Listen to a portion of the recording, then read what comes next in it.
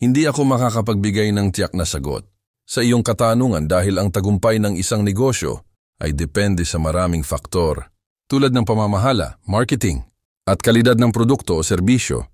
Gayunpaman, narito ang ilang mga negosyong may potensyal na maging matagumpay. Mga negosyong may potensyal na maging matagumpay. 1-to-1, food business. Ang pagkain ay isang pangunahing pangangailangan, kaya't ang mga negosyo sa pagkain tulad ng restaurant, food cart o catering ay may potensyal na maging matagumpay. 2. E-commerce. Ang e-commerce ay isang lumalagong industriya at ang mga negosyo na nagbebenta ng mga produkto online ay may potensyal na maging matagumpay. 3. Health and wellness.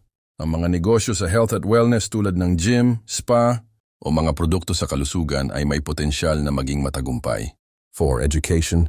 Ang mga negosyo sa edukasyon tulad ng mga paaralan, tutorial center o online courses ay may potensyal na maging matagumpay. 5. Technology. Ang mga negosyo sa teknolohiya tulad ng software development, IT services o mga produkto sa teknolohiya ay may potensyal na maging matagumpay. Lisa, real estate. Ang mga negosyo sa real estate tulad ng pagbebenta ng mga bahay, condominium o mga lupa ay may potensyal na maging matagumpay.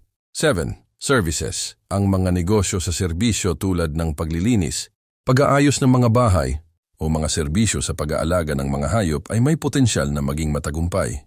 Mga bagay na dapat tandaan. 1. Paghahanap ng market. Dapat mong hanapin ang isang market na may pangangailangan para sa iyong produkto o serbisyo. 2. Paghahanap ng kompetisyon. Dapat mong hanapin ang mga kompetidor mo at hanapin ang mga paraan upang kaiba ka sa kanila. Tanaw, paghahanap ng mga rekurso, dapat mong hanapin ang mga rekursong kailangan mo upang magpatuloy ang iyong negosyo. 4. Paghahanap ng mga estratehiya.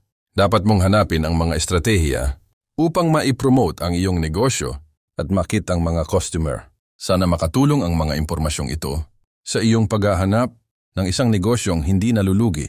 Kung nagustuhan mo po ay mangyaring paki-follow or paki-share po ito sa iba. Sa iyong palagay, ano pang mga uri ng negosyo ang may potensyal na magtagumpay? Please comment din po. Maraming salamat po.